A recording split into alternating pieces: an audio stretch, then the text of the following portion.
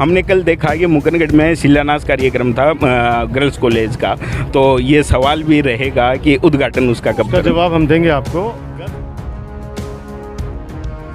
इसलिए था कि कहीं आने वाला जो चुनाव का समय है, अगर कुछ हो प्रदेश में सरकारें, अगर कुछ इधर की उधर कुछ हुआ तो क्या यहाँ कुछ स्थिति प्रभावित न हो, इसलिए एक सवाल जो पॉलिटिकली आदमी से राजनीति का सवाल ना हो तो फिर वो बेमानी इंटरव्यू माना जाएगा। तो सवाल ये कि जिस तरीके से पिछले दिनों में पॉलिटिकल क्राइसिस प्रदेश भर में देखा गया। नमस्कार दोस्तों, स्वागत है आपका रंगीलो झुंझुनू में। मैं हूँ विक्रम और अभी मौजूद हूँ बाबा रामसा पीर के दरबार में। आज अगर बात करें तो एक बड़ा भंडारा और शाम को संत समागम और भजन संध्या का आयोजन है।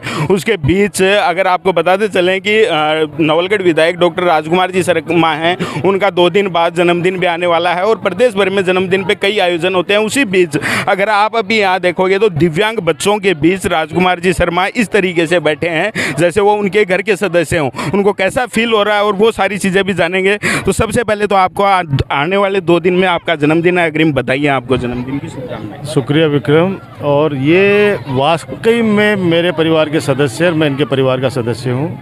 आशा का झरना हमारे नवलगढ़ में एक बहुत बड़ी संस्था है जो इन दिव्यांग बच्चियों के लिए बहुत बड़ा कार्य करती है, पुण्य कार्य करती है। हर वर्ष मेरे जन्मदिन पे वहाँ पे फल फ्रूट भी बांटे जाते हैं। इन बच्चों से काफ़ी इंटरेक्शन होता है। मैं भी 2-3 बार वहाँ गया हूँ और अब इनके लिए सड़क भी बना रहा हूँ वहाँ पे, ताकि इनको आने जाने में कोई दिक्कत नहीं हो।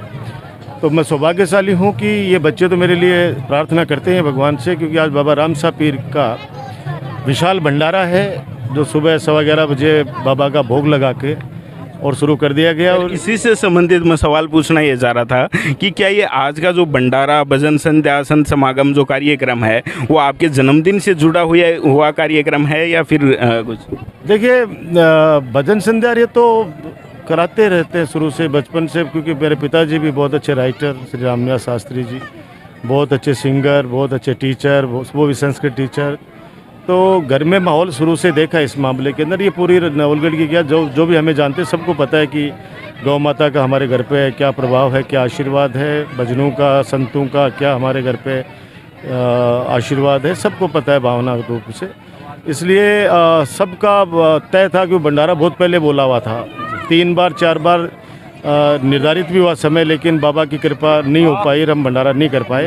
अब आज कृपा हो पाई है। उस समय फिर संतों ने कहा कि एक संत समागम भी आपको रखना चाहिए, तो मैंने कहा बिल्कुल मेरे मन में है और उसी दिन भंडारे के समय हम रखेंगे। अच्छा, आज की बात करें तो संत समागम तो है ही है, उसके अलावा भी नवलगढ़ का अगर आज का माहौल देखा जाए तो कुछ भगवा में है। बीजेपी की जो प्रदेश कार्य समिति की बैठक है वो झुंझुनू चुड़ैला में होने वाली है और उसके कुछ ज़्यादा तैयारियाँ हैं वो नवलगढ़ में की गई हैं। किस तरीके से देखते हो आगामी चुनाव को? सभी पार्टियाँ अपने अपने स्तर पर प्रयास करती हैं। आज उनकी कार्य समिति की बैठक है, मेरी शुभकामनाएं दे सकता हूं उनको, क्योंकि हर पार्टी मीटिंगें भी करती हैं, प्रयास भी करती हैं, लेकिन जीत उसी की होती है जिसको जनता चाहती है। तो नवलगढ़ की जनता जनार्दन 36 कौम जिले की, प्रदेश की जिस प्रकार से मेरे लिए दुआ करती है, आशीर्वाद रखती है, तो मैं सौभाग्यशाली हूँ कि मेरे काम को और मेरी सेवा को लोग आशीर्वाद देते हैं। तो आज तो बाबा रामसा पीर की धरती के ऊपर संतमय है, ये तो संतमय धरती है, संतमय चल रहा है। अभी की बात करें, जैसे आपने देखा होगा कि अभी जैसे जिन बच्चों के बीच में डॉक्टर राजकुमार जी शर्मा थे और इन्होंने मुलाकात की, वो बच्चों के चेहरे पे एक अलग भाव था, अलग खुशी थी और उसके बारे में डॉक्टर राजकुमार शर्मा ने बताया भी। आगामी 2 दिन बाद आपका जन्मदिन है और हर वर्ष की भांति हम देखते आ रहे हैं कि प्रदेश भर में अलग अलग कार्यक्रम होते हैं। इस बार भी ऐसा ही कुछ है, क्योंकि आने वाले दिनों में चुनाव भी है और हमेशा चाहे कोई भी जनप्रतिनिधि नेता हो, उसके पीछे जो संख्या बल होता है वही उसकी ताकत होती है। तो क्या किस तरीके का कार्यक्रम? 25 साल से रक्तदान शिविर चलते हैं और पूरे राजस्थान में रक्तदान शिविर लगाए जाते हैं। मैं सौभाग्यशाली हूँ कि 36 कौम के युवा माता बहनें भी मेरे जन्मदिन पे ब्लड डोनेट करती हैं और आपको पता है कि मैं भी शायद 45 या 46वीं बार कल परसों मैं डोनेट करूँगा। तो हमेशा ही हम लोग चाहते हैं कि रक्त के अभाव में किसी व्यक्ति की जान नहीं जानी चाहिए, रक्त के अभाव में किसी व्यक्ति की जान नहीं जानी चाहिए। बाकी बचाने वाला बाबा रामसा पीर है। तो ये रक्तदान का अनवरत चलता रहेगा, हम रहे या नहीं रहे, आगे युवा पीढ़ी इसको संभाले रखेगी। मैं तो शुरू से कहता हूँ कि हमने एक ऐसा पौधा लगाया है जिसको जैसे जैसे सींचते रहोगे वो लोगों को शुद्ध हवा भी देगा, फल भी देगा और एक अच्छा सुकून भी देगा, ताकि लोगों के विकास कार्यों के देख देख कर लोग खुश होते रहें। आपको पता है किस तरह से कि ये एक तरह से जश्न का सा माहौल है, खुशी का माहौल है। मेला लगा हुआ है, बाबा राम साहब पीर का लकी मेला लगता है वैसे लगा हुआ है। और अभी तो शुरुआत है, अभी तो देखे जाओ रात तक क्या चलना है। अच्छा सर, एक सवाल और, जैसे नवलगढ़ में हमने खूब विकास कार्य देखे हैं, हमने शिलान्यास भी देखे हैं, उद्घाटन भी देखे हैं। मैं आपको बता दूंगी, मेरे एक बात याद दिमाग में आ रही है। यूपी के मुख्यमंत्री अखिलेश यादव जब थे तो उन्होंने एक मेडिकल कॉलेज की नींव रखी थी, शिलान्यास का कार्यक्रम था। उसमें जो उनके पिताजी हैं मुलायम सिंह जी यादव, पूर्व मुख्यमंत्री, उन्होंने बड़े मंच से उनसे ये पूछा था कि आज आप शिलान्यास कर रहे हो, इसी मंच से आप ये भी बता दो कि इसका उद्घाटन कब करोगे। हमने कल देखा कि मुकनगढ़ में शिलान्यास कार्यक्रम था गर्ल्स कॉलेज का, तो ये सवाल भी रहेगा कि उद्घाटन उसका कब का जवाब हम देंगे आपको। गर्ल्स कॉलेज शुरू हो चुकी है, 200 बच्चों का एडमिशन हो चुका है और एक अलग एक अल्टरनेट हमने रखी है व्यवस्था, वहाँ पे कक्षाएँ उनकी शुरू हो गई हैं, इसलिए वो तो काम प्रभावित हो नहीं रहा है। अभी टेंडर होके और अब उसका काम शुरू, जैसे हमने कल शिलान्यास किया है, तो मैं जहाँ तक समझ रहा हूँ कि इनका 8 महीने या 9 महीने का इनका टारगेट है।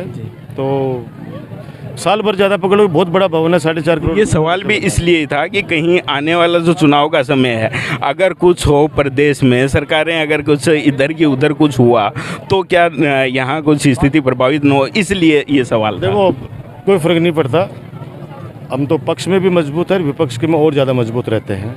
जनता एक सवाल जो पॉलिटिकली आदमी से राजनीति का सवाल ना हो तो फिर वो बेमानी इंटरव्यू माना जाएगा। तो सवाल ये कि जिस तरीके से पिछले दिनों में पॉलिटिकल क्राइसिस प्रदेश भर में देखा गया और हमारे पड़ोसी विधानसभा उदयपुर वाटी है, वहाँ से भी कुछ जो मंत्री जी हैं उनके बयान इस तरीके के देखे गए, तो क्या ये जो आपसी कला है इसका असर विधानसभा चुनाव में हमारे नवलगढ़ विधानसभा क्षेत्र में पड़ेगा? इसको कला मत मानिए, ये लोकतंत्र के अंदर स्वस्थ परंपरा है कि सबको अपने बात कहने का अधिकार है। तो जिसके मन में जो चीज़ होती है वो अगर उद्गार प्रकट करना, मैं जहाँ तक मानता हूँ कले का हिस्सा नहीं है। कला तो वो होती है जो अंदर में रख के बात को चुपचाप पर पीछे से कोई वार करे। अगर कोई भी व्यक्ति, कोई चाहे किसी भी पार्टी का हो, अगर वो अपनी बात रखता है पार्टी स्तर पर भी या जनता के स्तर में, तो मैं उसको अच्छा मानता हूँ। धन्यवाद। बहुत बहुत धन्यवाद डॉक्टर राजकुमार जी शर्मा का। और जिस तरीके से यहाँ का माहौल देख रहे हैं, पूरा एक तरीके से मेले जैसा ये माहौल नज़र आ रहा है। और आपको ये वीडियो कैसा लगा कमेंट करके ज़रूर बताएं। और आज का जो ये कार्यक्रम था उसके बारे में आप क्या कहना चाहेंगे, आपकी राय का स्वागत है। धन्यवाद।